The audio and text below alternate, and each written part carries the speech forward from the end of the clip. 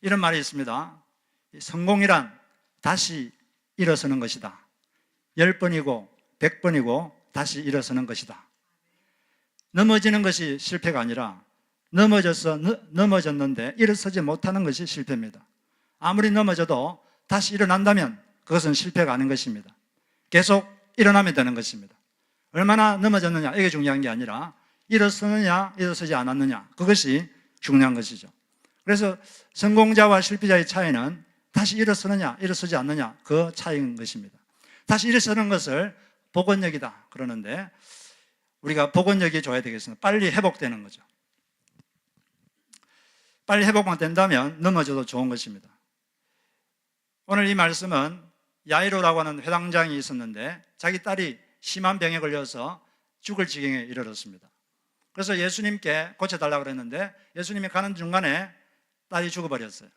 그런데 예수께서 기적적으로 이 딸을 고치신 사건인데 이 사건을 통해서 우리가 어떻게 하면 복원력을 갖는가, 어떻게 하면 다시 일어나는가에 대해서 세 가지 원리를 살펴보도록 하겠습니다. 첫째는 사람의 소리가 아니라 주님의 소리를 들어야 된다는 것입니다. 야이로는 회당장이었는데 회당이라는 것은 각 지역에 있던 예배 처소입니다. 그 당시에 이스라엘에는 예루살렘에 성전이 한 군데 있고 그리고 각 지방에 예배 장소 또 교육 장소인 회당이 있었습니다. 이 회당을 관장하는 자가 회당장이었어요. 요즘식으로 하면 한 교회 목사님쯤 되겠죠. 근데 이 회장장의 딸이 거의 죽게 됐어요.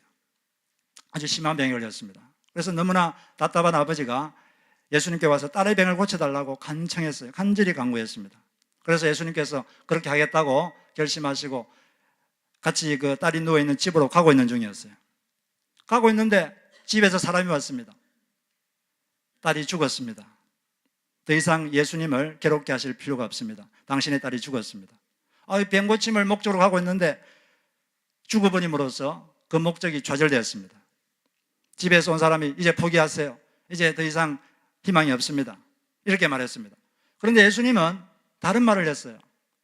예수님도 끝이다 이렇게 말하지 않고 예수님은 어떤 말을 하셨냐면 두려워 말고 믿기만 하라.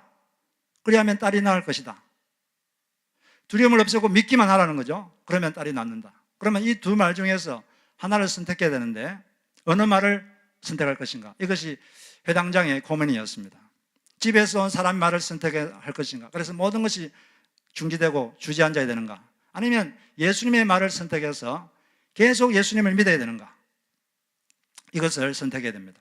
우리가 살다가 뭔가 목적하던 것이 있는데 그게 좌절되고 좌초될 때가 있습니다. 그때 사람의 소리를 들을 것인가? 아니면 하나님의 소리를 들을 것인가? 이건 우리가 선택을 해야 됩니다. 우리가 주님의 소리를 들으면 다시 일어날 수가 있습니다. 우리는 계속 주의 소리를 들어야 돼요. 하나님의 소리를. 다윗 왕도 셋째 아들 압살롬에게 쫓겨서 아주 반역을 받아서 고통 속에 있을 때 그때 드린 기도문이 시편 143편 8절에 있는데 그는 하나님의 소리를 매일 아침에 듣게 해달라 이렇게 기도하고 있습니다. 이 보니까 아침에 나로 하여금 주의 인자한 말씀을 듣게 하소서. 내가 주님을 의뢰함이니이다.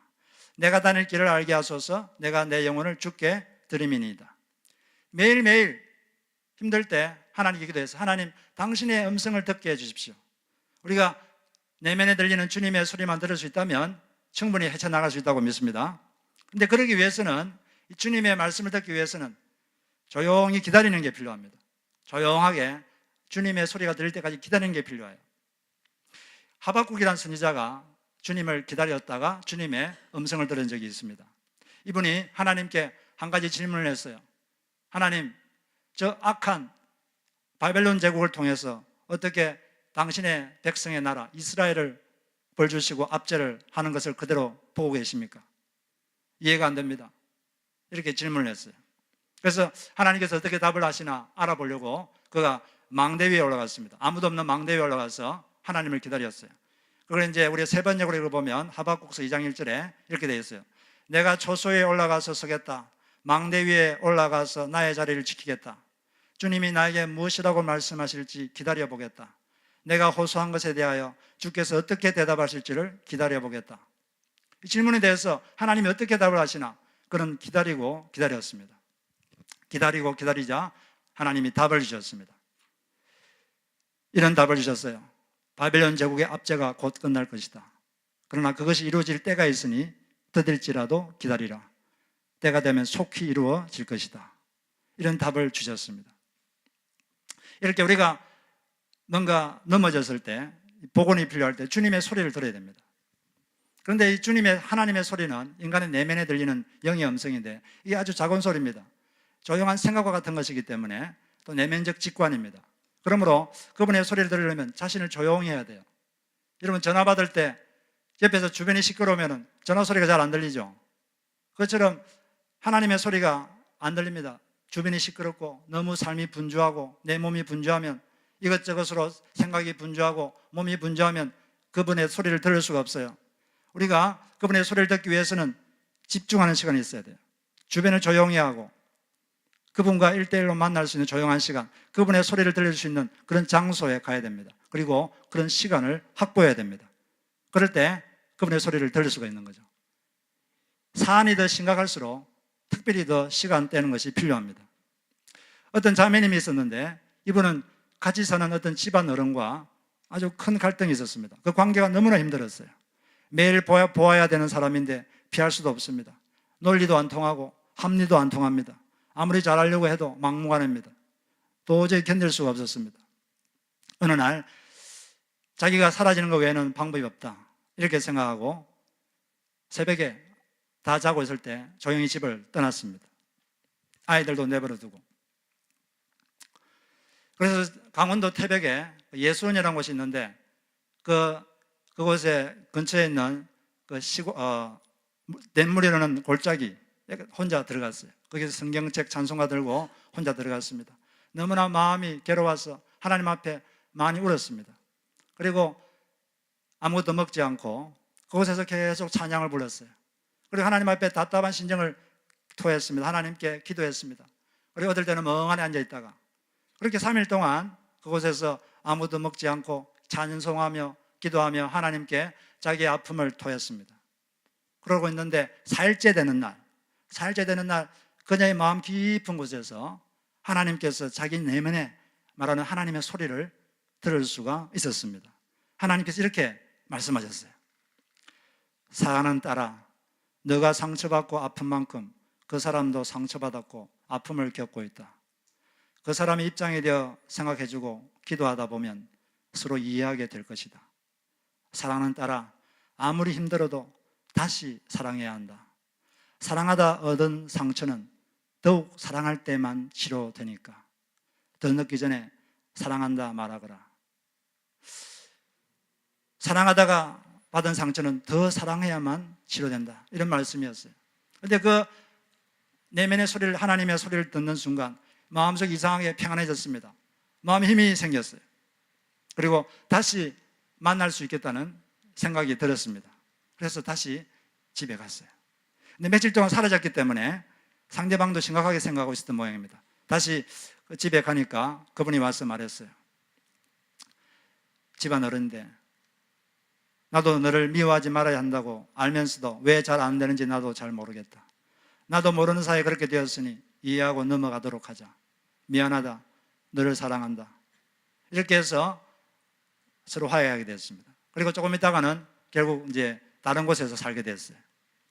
그러니까 이 사람이 어려운 가운데서 만약 자기 생각만 했다면 그냥 그것으로 끝날 수 있었는데 주님의 소리를 듣기 위해서 갔을 때 하나님께서 말씀하셨고 그 말씀을 들으니까 마음에 새롭게 힘이 생기고 다시 일어서고 다시 시작할 수 있게 됐다고 믿습니다. 우리는 이처럼 다시 일어나려면 주님의 음성을 들어야 돼요. 주님의 소리를 들어야 됩니다. 그러려면 조용한 시간이 필요해요. 하나님과 나만의 조용한 시간, 그 시간이 필요합니다. 그런데 사람들은 너무 분주해요. 너무 자기 관심이 많고 자기 일이 많습니다. 너무 분주하기 때문에 하나님의 소리를 들을 기회가 없어요. 하나님은 말하고 싶은데 짝사랑입니다. 하나님께 여러분 조용한 시간, 장소를 들으시기 바랍니다. 사람마다 자기가 집중할 수 있는 조용한 장소가 있어요. 또 사람마다 그런 시간이 있습니다. 그 시간과 장소를 확보해야 돼요. 안 그러면 그냥 분주하게 살다가 자기 생각대로 살다가 그냥 살아가는 것입니다. 그런 장소와 시간을 확보하시기를 주의 이름으로 축복합니다.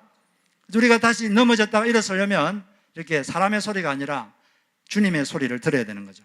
두 번째는 닫힌 문을 바라보고만 있지 말고 이미 열어두신 다른 문을 찾아야 된다는 것입니다. 야이로는 병든 딸을 예수님께 고쳐 받기 위해서 그런 목적을 삼았어요. 그런데 그 목적을 이루기 위해서 애쓰고 있었습니다.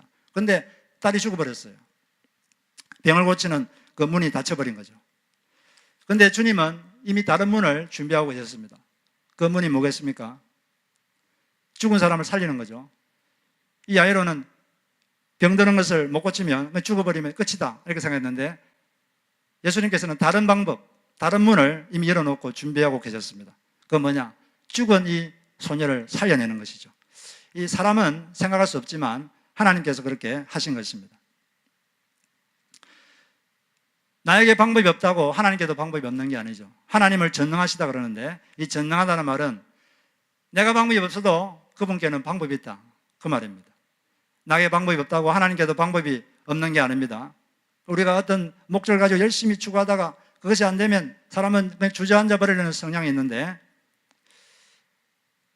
그러지 말고 하나님께서 열어두신 다른 방법을 우리가 봐야 되는 거예요.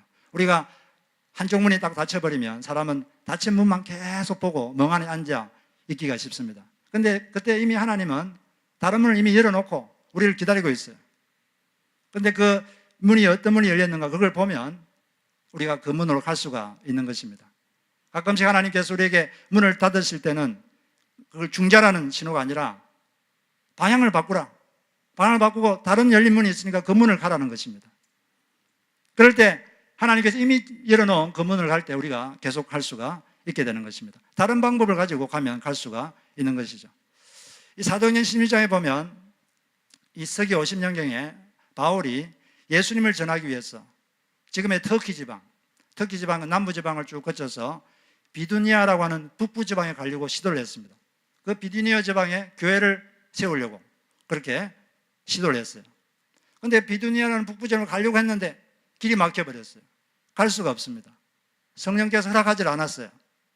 그러면 바울은 그곳에서 주저앉았습니까? 아, 이제 안 되는구나. 이제 그만하자. 주저앉았습니까? 그러지 않았어요. 그는 열린 문이 혹시 없는가 살펴봤어요.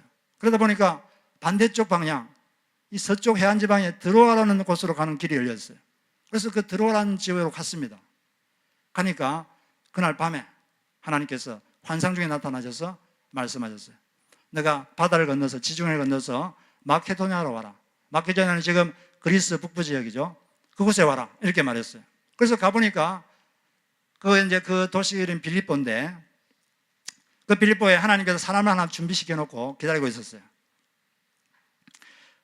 누굽니까? 빌립보에 루디아라는 여성을 준비해 놓고 있었습니다. 이 여성은 부유하면서 아주 충성스러운 사람이었어요. 바울이 예수님에 대해서 말할 때 하나님께서 그 루디아의 마음을 열어서 받아들이게 했습니다. 그래서 이 루디아라는 여성을 통해서 빌립보 교회가 개척됐어요.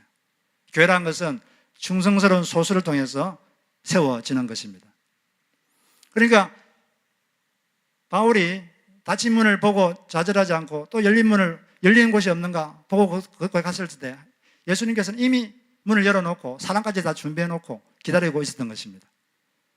그래서 우리는 자꾸 닫힌 문만 보지 말고 하나님께서 이미 열어놓은 다른 문을 찾아서 여러분 보시기를 바랍니다. 그러면 반드시 거기 있어요. 헬렌 켈러가 이런 말을 했습니다. 행복의 한쪽 문이 닫히면 다른 쪽 문이 열린다.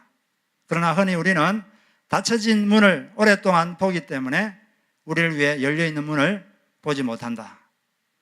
닫히면 하나님 한쪽을 열어주신다는 거죠. 우리가 열린 문을 여러분 보시는 축복이 있으시기를 바랍니다. 이런 일이 실제로 우리가 살다 보면 많아요.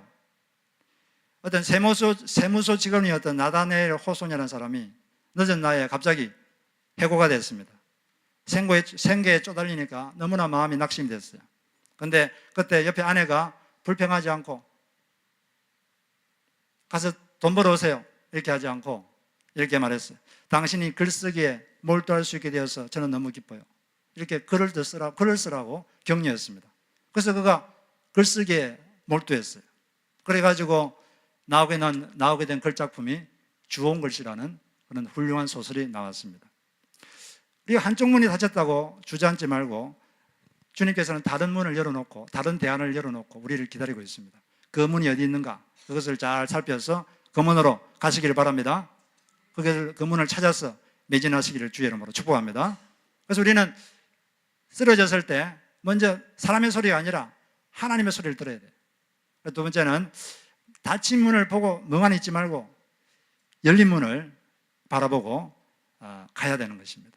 마지막으로 십자가에 나타난 하나님의 사랑을 근거로 계속 하나님을 믿으라는 것입니다. 예수님께서 야이로에게 두려워하지 말고 믿기만 하라. 딸은 죽은 것이 아니라 잔다. 그러니 계속 믿으라 이렇게 말씀하셨습니다.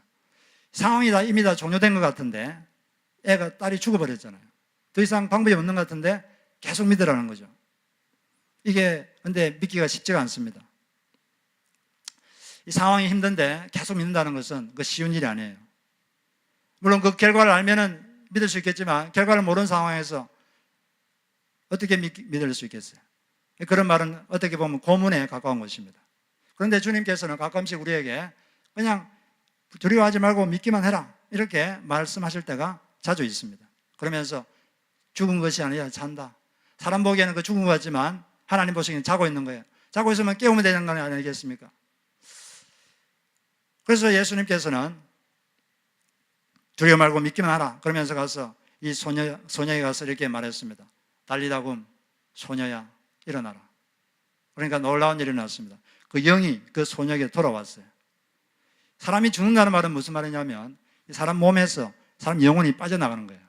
여러분이 나중에 연세 드셔가지고 다 돌아가실 겁니다. 여러분 돌아가시면 다 끝일 것 같아요? 여러분 돌아가시면 다 모든 게 다 끝나고 모든 게 없어질 것 같아요? 사람이 딱 죽으면 죽는 순간 영혼이 여러분 몸에서 빠져나갑니다. 여러분들은 영혼이 빠져나가서 여러분 시체를 볼 수 있어요. 그리고 그 영혼이 어디 가겠습니까? 하나님께로 갑니다. 거기서 심판을 받아요. 거기서 예수를 믿는 사람은 구원을 받고 예수를 믿지 않는 사람은 영원한 멸망을 받게 되는 것입니다. 그럼 이 소녀가 죽었다가 살았는데 살았다는 무슨 말이냐? 여기 보니까 말씀 보니까 그 영이 돌아왔다. 그 말이죠. 그 영혼이 다시 돌아왔다는 거예요. 그래서 우리가 사람이 죽으면 영혼이 빠져나가는데 여러분 이 땅에 사실 때 예수님을 믿으시기 바랍니다. 그래야지 구원받는 거예요. 살아있을 때밖에 기회가 없습니다. 이처럼 이 상황 변화가 없는 상태에서 야유에게 두려워하지 말고 믿기만 하라는 말은 상당히 받아들이기 힘든 말이었어요. 그런데 이런 말을 아브라함에게도 몇 번 말씀하셨어요. 야이로의 경우는 이렇게 말한 다음에 곧바로 상황이 변화되었습니다. 그런데 아브라함 케이스는 말한 다음에 전혀 상황이 변하지 않았어요. 오랫동안. 창세기 12장을 보면 아브라함이 75세 때 자식이 하나도 없었는데 하나님께서 아브라함에게 이렇게 말했죠. 너의 자손이 하늘의 별처럼 많아질 것이다. 그런데 몇 년이 지났어요. 여전히 자식이 없습니다. 이제 창세기 이제 13장이 됐어요. 그런데 하나님은 자식은 전혀 주시지 않고 또 똑같은 말씀하셨어요. 너의 자손이 땅에 티그같이 많게 될 것이다. 다른 말로 하면 두려워 말고 믿기만 하라. 그 말이죠. 근데 또 몇 년이 지났어요. 여전히 자식이 없습니다. 창세기 15장이 됐어요. 자식이 없어서 집에 하인 중에 한 명을 자기 상속자로 삼으려고 아브라함이 그렇게 말했어요. 그런데 하나님은 또 자식은 주시지 않고 또 말씀하셨어요. 내 자손이 하늘의 별처럼 많아질 것이다. 다른 말로 두려워 말고 믿기만 하라. 그 말이죠. 도저히 믿을 수 없는 상황에서 자식이 한 명도 없는데 네 자손이 하늘의 별처럼 많아질 것이다. 이렇게 말했을 때 아브라함이 그 하나님 말씀을 딱 믿었습니다. 딱 믿었을 때 하나님께서 뭐라고 말씀하셨냐면 아브라함 보고 너는 의로운 사람이다. 너는 의롭다. 너는 죄가 하나도 없다. 너는 구원받았다. 이렇게 선언하셨어요. 여기에서 바로 믿음으로 구원받는다는 교리가 여기서 확인이 되는 것입니다. 여전히 아이는 없었어요. 그래서 창세기 17장이 됐어요. 아브라함은 99세가 됐습니다. 이제 약속한 지 24년이 지났죠. 아직도 한 명이 없는데 자식이 그때 또 말씀하셨어요. 너의 자손이 많아져서 한 민족을 이룰 것이다. 또 다른 말로 무슨 말입니까? 두려워 말고 믿기만 하라. 그 말이죠. 그는 계속 믿었어요. 그 후에 1년 뒤에 100세가 됐을 때 하나님께서 기적으로 이삭을 처음으로 탄생하게 했습니다. 이 이삭의 후손이 지금 유대인들이죠. 그 상황 변화는 전혀 쉬지 않고 두려워 말고 믿기만 하라고 계속 말씀하셨을 때 이 아브라함은 계속 믿었습니다. 때가 되니까 하나님께서 이삭을 주시고 이삭을 통해서 많은 민족을 주신 줄로 믿습니다. 이처럼 우리 삶에도 하나님께서 상황 변화는 없이 계속 두려워 말고 믿기만 하라, 이렇게 말할 때가 있습니다. 그럴 때 여러분 아브라함처럼 계속 믿음을 가지시고 계속 믿으시기 바랍니다. 그때 때가 되면 하나님께서 하나님 약속하신 것을 반드시 이루어 주시는 것입니다. 그런데 이처럼 믿기 어려운 상황에서 상황도 면하지 않는데 어떤 상대방을 믿기 위해서는 한 가지가 필요합니다. 그 사람의 능력에 대한 확신도 필요한데 그 사람이 나를 사랑하는구나, 여기에 대한 확신이 필요해요. 이 사람이 나를 사랑하는구나, 그 확신이 있을 때 상황이 안 좋아도 그 사람을 계속 신뢰할 수가 있습니다. 에릭슨이라는 사람이 있는데 이분이 이런 말을 했어요. 아기가 태어나서 1년 6개월이 될 때까지 아기에게 형성돼야 될 성품이 하나 있다. 그게 뭐냐면 주변 사람에 대한 신뢰감, 이걸 형성해야 된다. 안 그러면 나이가 들 평생 주변 사람에 대해서 신뢰를 못하고 자꾸 사람을 불신하는 그런 성품을 갖게 된다는 것입니다. 그러면 애가 태어나가지고 1년 6개월까지 어떻게 하면 그 성품을 형성하느냐? 아기를 돌보는 사람, 주로 엄마겠죠. 엄마가 무조건적인 사랑을 줄 때, 자기를 무조건적으로 사랑해 줄 때 그 사람을 신뢰하게 된다는 것입니다. 배가 고프다 울면은 밥을 주고, 또 기저귀 젖었다고 울면은 때리지 않고 기저귀를 갈아주고, 이처럼 무조건적으로 사랑해 줄 때 그 사랑하는 사람을 신뢰하게 된다는 거죠. 그걸 통해서 마음속에 이 신뢰감이 생긴다는 것입니다. 그래서 우리도 이렇게 상황이 변하지 않아도 끝까지 하나님을 계속 믿으려면 뭐가 필요하겠습니까? 하나님에 대한 신뢰가 필요해요. 하나님의 신뢰가 필요한데, 그러려면 하나님이 나를 사랑하시는구나, 거기에 대한 확신이 있어야 됩니다. 이 확신이 없으면 그분을 계속 신뢰할 수가 없어요. 상황이 안 바뀌는데 어떻게 그분을 신뢰하겠습니까? 그러나 그분이 사랑하는 건 확실하다, 이걸 알 때 우리가 끝까지 그분을 신뢰할 수가 있게 되는 것입니다. 하나님의 사랑은 우리가 어떻게 확인할 수 있습니까? 십자가에서 그분의 사랑을 우리가 확신할 수가 있는 것입니다. 찬송가 중에 이런 찬송가가 있죠. 세상에서 시달리다가 내 손 못자국 만져보아라. 세상에 시달리면 주님의 손에 있는 못자국을 만져보라 그랬어요. 우리가 우리의 모든 죄를, 냄새나는 죄를 다 끌어안고 우리 죄를 대신해서 다 십자가에서 대신 벌 받아주신 그 예수님을 생각할 때 하나님께서 나를 사랑하시는구나, 나를 죽도록 사랑하시는구나, 그것을 확인할 수가 있게 되는 것입니다. 그래서 로마서 5장 8절에 보니까 우리가 아직 죄인 되었을 때, 아직 죄인으로 있을 때 예수 그리스도께서 우리를 위하여 죽으심으로써 하나님께서 우리에게 대한 자기의 사랑을 확실히 보여주셨느니라. 하나님이 우리를 사랑한다, 그것은 십자가에서 우리가 확실히 알 수가 있습니다. 그 사랑을 확신하시고 그것으로 하나님을 신뢰하시기 바랍니다. 현재 그 뉴욕의 브루클린 지역에 이 브루클린 성막교회를 담당하시는 짐 신발라 목사님이라고 계신데, 이분이 하나님의 사랑을 극적으로 체험한 사건이 있습니다. 이분이 어느 주일 아침에 설교를 다 끝낸 후에 이제 다 같이 기도하는 시간이 됐어요. 그래서 기도 받고 싶은 사람 앞으로 나와라 했습니다. 그래서 부목사님들하고 봉사자들이 그분들을 위해 기도하고 있었어요. 이분은 이제 세 번째 설교이기 때문에 피곤해서 좀 쉬려고 이렇게 앉아 있는데, 앉아 있다가 청중석의 가운데쯤에 어떤 아주 더러운 모자를 쓴 사람이 모자를 들고서 눈짓으로 말을 좀 하고 싶다는 그런 눈짓을 보냈어요. 그래서 헝클어진 머리, 불결한 외모로 보니까 한 50대쯤 돼 보입니다. 나중에 알고 보니까 나이가 31살이었어요.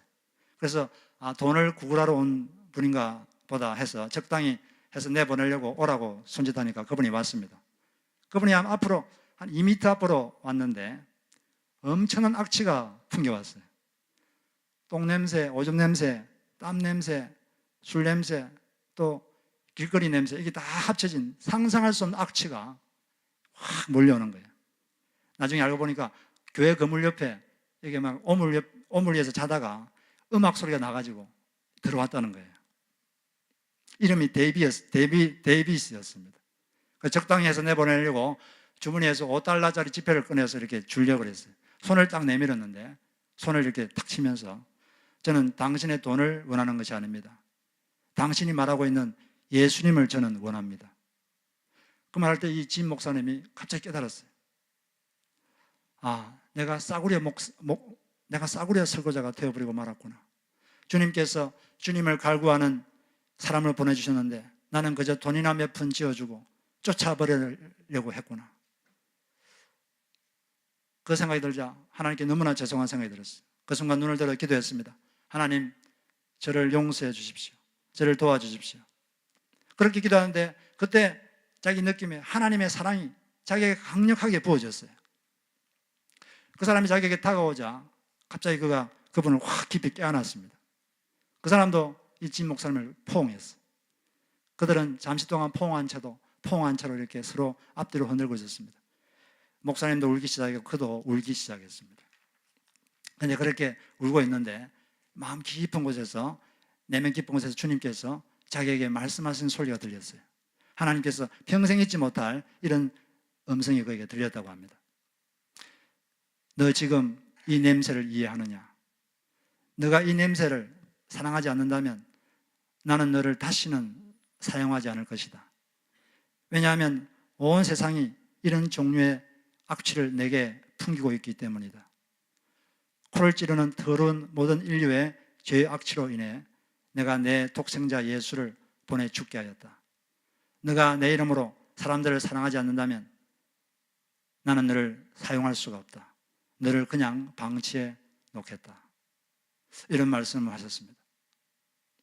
그런데 갑자기 그런 말씀하신 순간에 갑자기 그 악취가 평생 맡아보지 못했던 아주 향기로운 향기로 확 갑자기 바뀌었어요.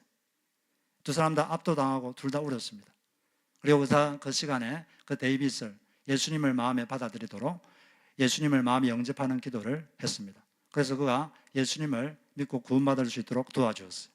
그리고 이제 4, 5일 동안 그분이 중독자였기 때문에 그 몸에 있는 독을 빼내고 해독한 다음에 교회 청소를 하는 직원으로 삼았다고 합니다. 그래서 이분은 삶이 많이 변화됐죠. 이 진 목사님은 그 사건을 통해서 하나님께서는 이렇게 냄새나는 인간들을 사랑하시는구나. 그 하나님의 사랑이 자기에게 부어져 가지고 자기를 통해서 그 사람을 깨안게 하셨거든요. 이게 바로 하나님이 그 사람을 깨하는 것입니다. 이 죄와 악의 악취가 나는 이 세상을 깨안기 위해서 예수님께서 이 땅에 오셨잖아요. 이 땅에 오셔서 우리의 죄에 대한 벌을 대신 십자가에서 받으시고 돌아가셨습니다. 우리가 십자가를 볼 때 하나님께서 정말 나를 사랑하시는구나, 우리를 사랑하시는구나, 이 세상을 사랑하는구나, 냄새나는 사람들을 사랑하는구나, 이것을 우리에게 확인시켜 주신 것입니다. 우리도 하나님처럼 주변에 그런 사람들을 우리가 사랑해야 될 줄로 믿습니다. 우리가 말씀을 정리하겠습니다. 우리가 넘어졌을 때 다시 일어나려면 사람의 소리가 아니라 하나님의 소리를 들어야 됩니다. 그러려면 시간을 내야 돼요. 분주한 일상에서 벗어나야 됩니다. 집중할 수 있는 시간, 장소를 찾아서 주님과 대화해야 됩니다. 그리고 닫힌 문만 계속 보지 말고 하나님이 이미 열어놓은 그 문을 발견해야 됩니다. 그럴 때 우리가 그 문으로 갈 수가 있어요. 그리고 십자가를 통해서 그분이 나를 사랑하시는구나, 이걸 믿고 그 사랑을 믿고 그분을 계속 신뢰할 때 그분께서 우리에게 두려워 말고 믿게만 하라 말씀하셨는데, 때가 되면 주님께서 오셔서 자신의 뜻을 이루어 주시는 것이죠. 그것을 체험하는 여러분 되시기를 주의 이름으로 축복합니다. 잠시 눈을 감고 우리 말씀을 되새겨 보겠습니다. 여러분은 주님의 소리를 듣기 위해서 조용히 그분을 기다리는 시간을 갖고 있습니까? 아니면 삶의 분주함에 치여서 내 일에 바빠서 주님의 소리를 들은 지는 너무 오래되었습니까? 그리고 이미 닫혀버린 문을 바라본다고 마음을 다 쏟고 있지 않습니까?